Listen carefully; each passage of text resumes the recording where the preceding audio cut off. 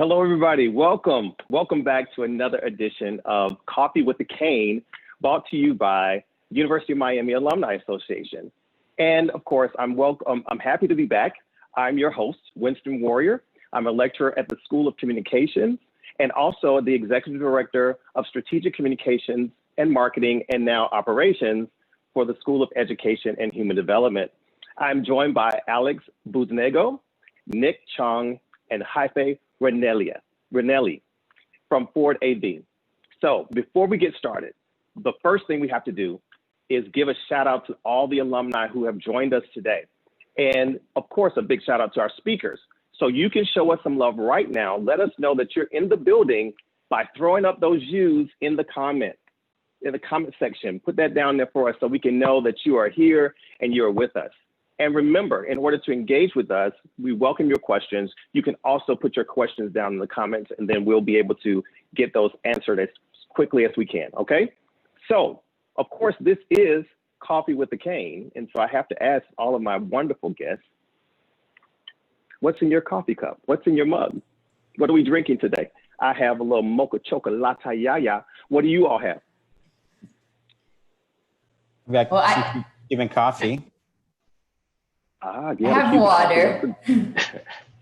Yeah, water same thing. A little bit of water in this coffee cup. A little bit of H2O. Well, it's all good. You know, it's the afternoon time, so I had to give myself a little pick-me-up, so I wanted to do that. And I hope you all who are out there streaming live have something in your cup as well. So, you know, let's just jump right into it. You know, Alex, Nick, Haife, you three were born and raised in Miami. Is that correct? Yeah. So we all know what that means. That means that we are used to the traffic that's on the Palmetto, that's on the 95. There's always construction going on, right? And so all jokes aside, you three as Miamians, as Canes, have ended up working together to bring self-driving cars to Miami. So how did the three of you alum end up spearheading the Miami Ford AV initiative? I'm curious, how did you all get together? Yeah, I'll jump in. So really it is through the UM alumni network that we came together. So through a fellow alum, a mutual connection of all of us, I was referred to both Haife and Nick. And you know, when you're building a team, you want to have good judgment. You want to know you have a team of people who have good decision making. And so seeing the U on their resume is a good signal of that. You know, what we're doing here is obviously a big project. It's a global endeavor for a pretty big company with an 117-year legacy, but to do it right, you need a local touch. And that's what Ford believes. And that sort of kind of encapsulates what we're working on here. We wanted people who understand the market, know its nuances. A big part of what we're doing is working with the county, inviting Miamians into what we're doing and letting them see what we're up to and having their input and feedback. So having a team of local folks was super important. Anybody else want to add? We good? Yeah, so, you know, the interesting thing is, you know, as I mentioned, all of you all are from the University of Miami, which is great, of course. And you're all from Miami. And so how has the education and connection empowered you through your careers? Aside from Ford AV, like what has that thing been for you? I'll start us off and we can go around. For me, yeah, you know, I couldn't escape the U from a young age. I grew up not too far from Mark Life Field, going to games there and going to games at the OB. And when it came time to pick a business school, I knew I wanted to kind of set up my professional roots in Miami. So it was a no-brainer. And, you know, I think timing is everything. And when I was, when I did attend UM for my MBA, it was in the time frame between 2008 and 2010. And if you think about that era, that was a time of really significant change. The iPhone, I think, was a year old, and social media hadn't even yet really hit its strides in terms of how businesses use it.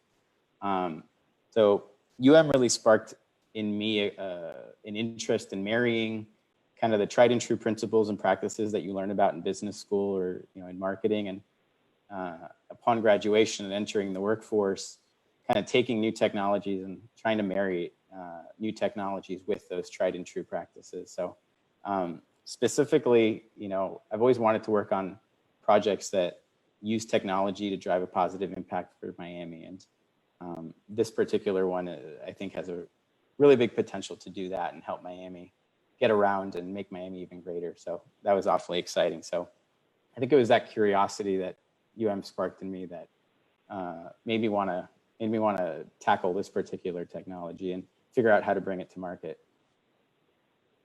Awesome. I guess, yeah, kind of building off of that for me personally, I don't think I've held a position since graduation that wasn't brought to me by like a referral from a fellow alumni. Actually, Nick and I have kind of referred to each other to other roles that we've held. So it's really interesting to see, though UM is a relatively small school, how like wide the alumni network really runs. And not just in Miami. When I was in DC recently, I joined the DC Canes Alumni Association, and it was just amazing to see how large that organization is up there. And it was really nice to have like a piece of home away from home up there. So yeah, that's how it's empowered me. Yeah, I think Alex and I have hit it pretty closely on the nail as far as what it's empowered in us as Canes and how we've been able to give back to the community with our roles and who we've worked with and the types of projects that we've worked on. UM is a great university to facilitate all of those things. When you have somebody with an MBA, a business degree, and an engineering degree that come together and work on such a large scale project that's probably going to affect not just Miamians, but Floridians and Americans as we grow this project, as we grow AVs across the US and hopefully across the world. You have 3 University of Miami Hurricanes leading that effort in Miami that have worked on such a large scale project. So UM is the connector, UM is the facilitator, and you really wouldn't get that, I think, from another university, especially in this case or this kind of culture. I think that's awesome because, we've had so many dynamic alums featured here. And I think, I may be incorrect, but I think this is the first one where we've had a combo where it's, more than one person, and we can really see the Cane Network in full display. So, kudos to you all for keeping that thing going and letting other people see how strong the Cane connection can be. So now that we've gotten the personal stuff out of the way, let's talk about self-driving cars. So of course, like we talked about, we've experienced the traffic, and you've considered the possibility of autonomous cars. I know that you've thought about, how can I just sit back, relax, chill? I don't want to keep spending money on this Uber thing, whatever it is, you just don't want to deal with the traffic anymore. So we know it's a struggle from getting from A to B, especially in Miami, it comes with that. So when we talk about self-driving cars, how close are we to really getting down to having that in our lives? And I think somebody read a book that we can read a book while we're driving to our destination. Like, how close are we to having this be a reality in our everyday lives? I could take that one. Yeah, sooner than I think a lot of people realize. This is a really ambitious project, right? And so it's going to be a journey. I think that's sort of the key word is, over the next 3 years and 5 years, even up to a decade. But it'll be a journey with some really important milestones. And our really first key milestone is in 2022. So that'll be the first date where on the roads of Miami, you will see self-driving vehicles performing moving people and moving goods services. It'll be in Miami as well as 2 other cities, Washington, D.C. and Austin. I guess let me take a step back and talk about what we're doing now. So we've been in Miami, Ford's been in Miami for over 2 years now, opened our first terminal in Wynwood, put our first fleet of prototype test vehicles on the ground. A lot of folks have seen those around town. Those are prototypes, and you'll notice they have 2 test specialists in them at all times. They're still learning, they're still being developed, right? So that work is being done in partnership with a company called Argo AI. They're our partner. They're doing 2 main things. One is refining the technology, developing it, perfecting it, teaching the vehicle how to drive and feel like a native Miamian on the roads of Miami. And secondly, they're building 3D maps of the environment of Miami-Dade County. that's sort of one stream of the work, is the actual self-driving system development. The work that we're involved with is in relation to how we build a business here in Miami. So as part of the Miami office, we're doing a lot of work here to listen to Miamians, talk to local stakeholders, user experience research and business pilots. Our relationship with Miami-Dade County is sort of a really central part to our work. We want to make sure that the services that we use these vehicles for and use this technology for are specific to Miami's context, right? So 2022 is the big date, but there's really cool work going on today. And there's going to be really cool stuff after that date as well. It'll be a journey, and I think our main message is that we want, Miami's public and the community to be along that journey with us, and we want feedback, and we want, to ensure that this makes sense for Miami's context. So I hope you didn't give out any proprietary information, because I don't want them coming out. So 2022, huh? That's exciting. It's close. That's really close, actually. So we're going to go out of order a little bit because we have some questions coming in that we want to get to. And so I think this may be a question for you, Haife. So the question is that, this is coming from Louisa, by the way. And the question is that, she's heard that Ford autonomous cars won't be for sale, but we would be able to use the service to transport goods. So how is Ford AV partnering? I think this is your area, partnering with small businesses in Miami. Yeah, that's a great question. Well, first and foremost, Ford's partnership with Miami-Dade County is, of the most importance for us. They were key in building our business before we even, actually launched for testing in the city. And we will continue to build with them. They're really, really supportive of us. And we really think that co-collaboration over the next few years will really be essential to what our service will be and the success of that. In regards to partnerships with small businesses in Miami, you guys will have to stay tuned. My current focus is really on building relationships with key stakeholders. I just joined Ford in February, so still really, doing a lot of listening right now to the community, businesses, and leaders, so that again, our service really fits the needs of Miami and seamlessly, forms into, again, the needs of the community. So from there is where we'll build the partnerships. So we don't really have much to share right now, but like we said, we're open to listening from the community. I welcome you to please find me on LinkedIn. My name is pretty unique. You'll find me pretty quickly, and feel free to reach out and share with us what you think, and who you think we should partner with. We're really excited to hear from the community right now. That's awesome. And so you didn't give away any secrets, so that's okay. But yes, we're excited to see what type of partnerships are coming out.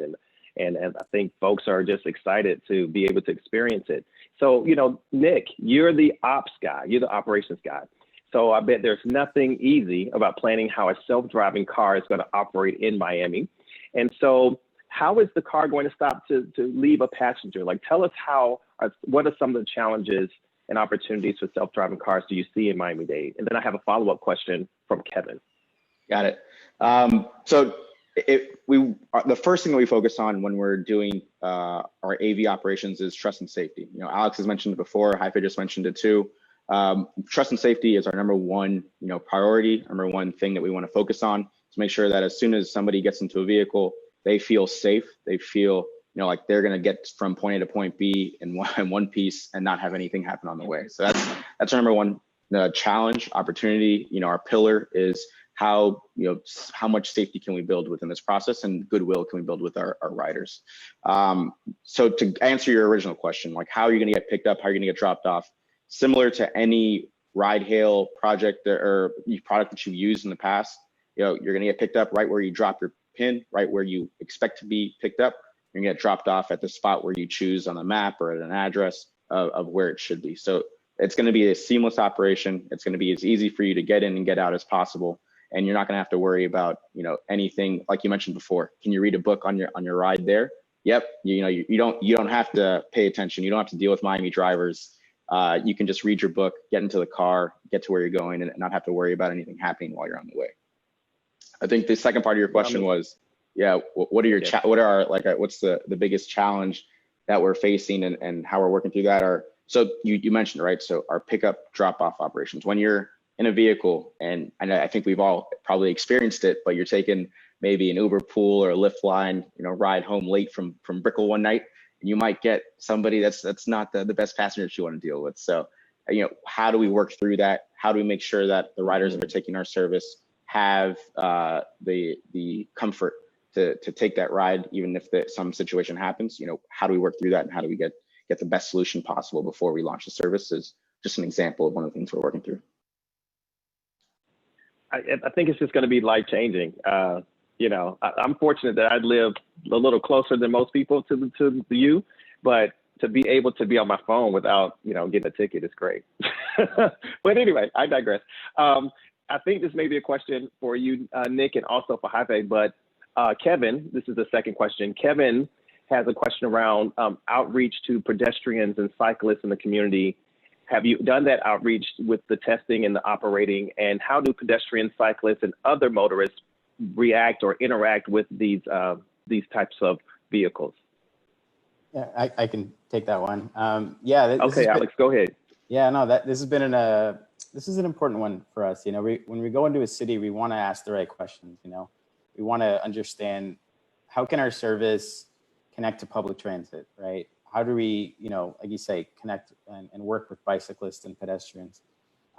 We've done some initial outreach, and it's funny, the anecdotal evidence you get, or the test specialists that are driving get comments sometimes from bicyclists that are driving and say, I trust riding next to you more than I do a regular driver, because I know with predictability what this vehicle is going to do. And a vehicle with a driver, let's be honest, sometimes drivers do some wacky stuff.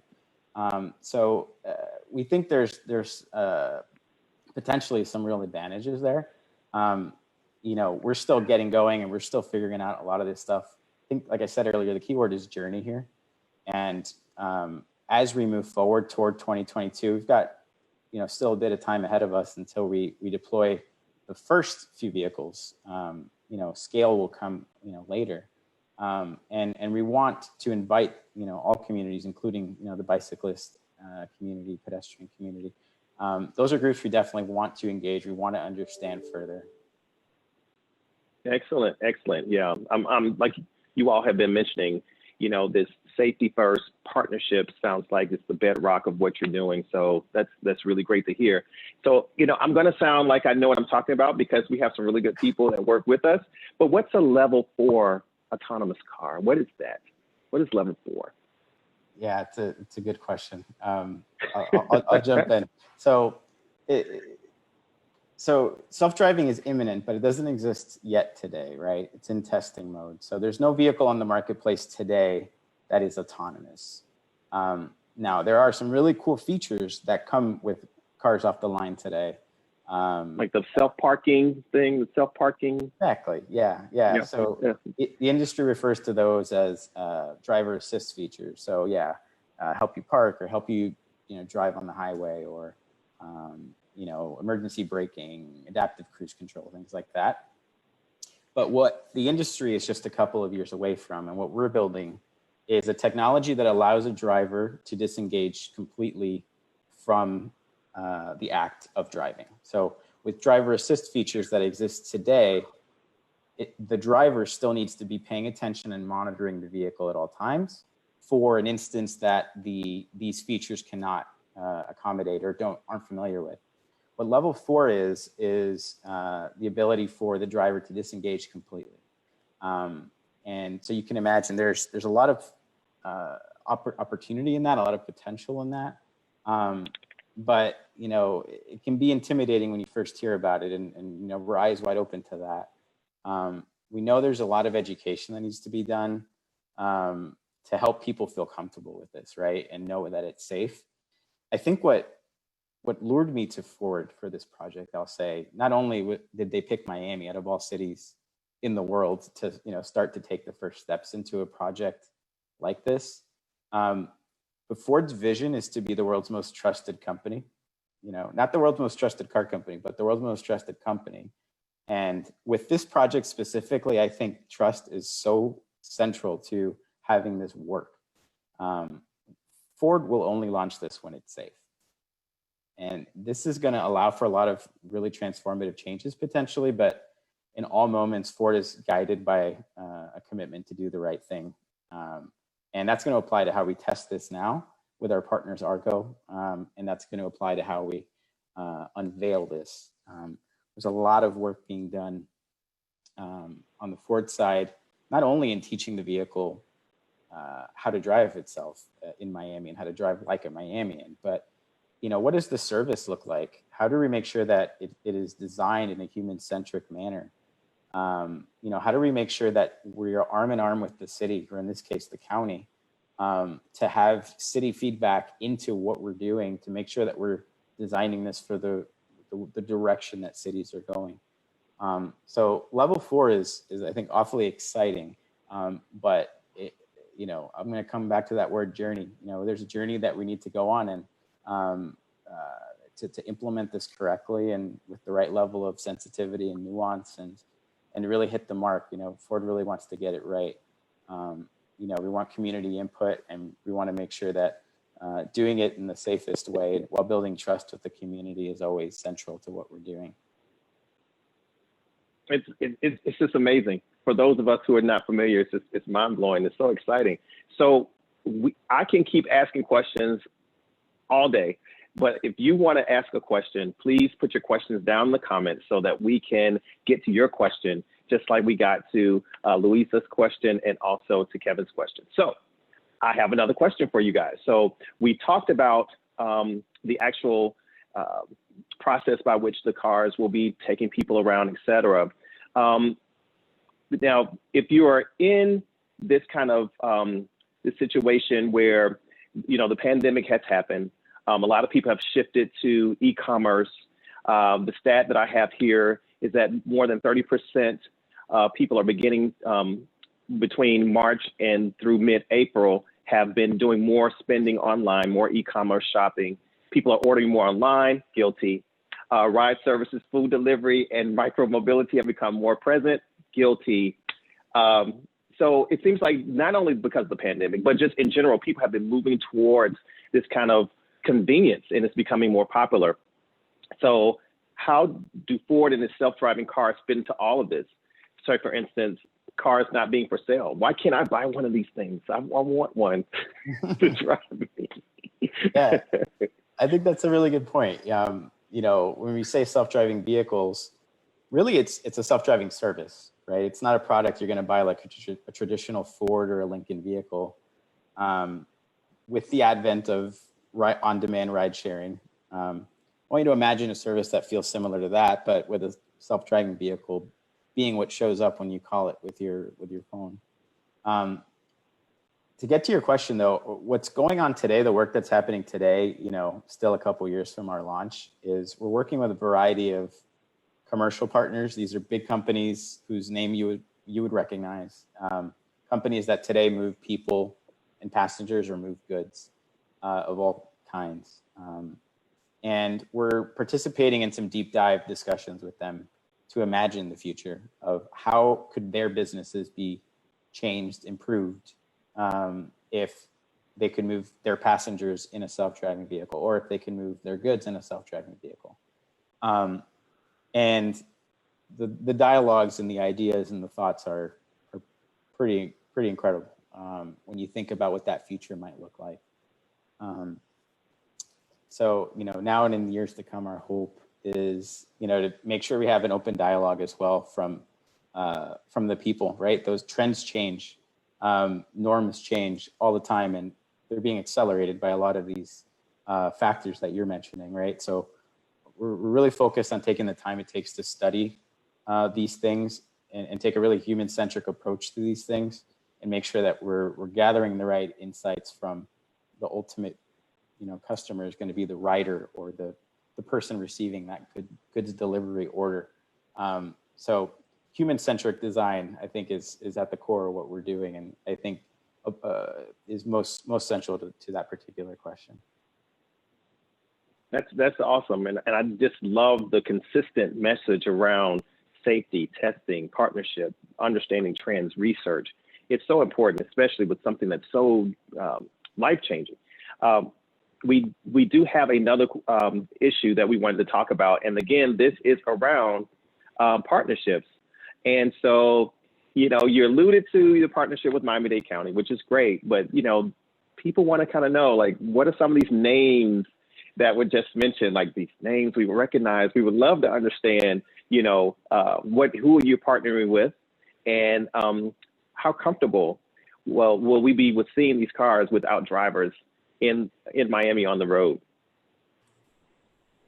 Yeah, sure. So nothing officially to announce, so we can't really say just yet, but we are speaking to we're speaking to a lot of different people and really doing a lot of listening right now to make sure that when we do make that partnership, it's the right one.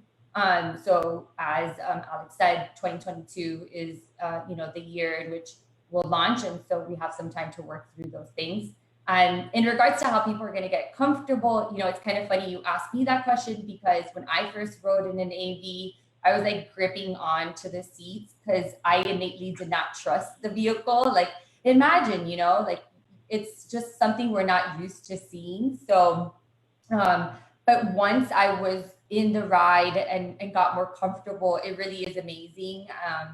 Just how functional, how just like incredible the vehicle just responds to everything around us.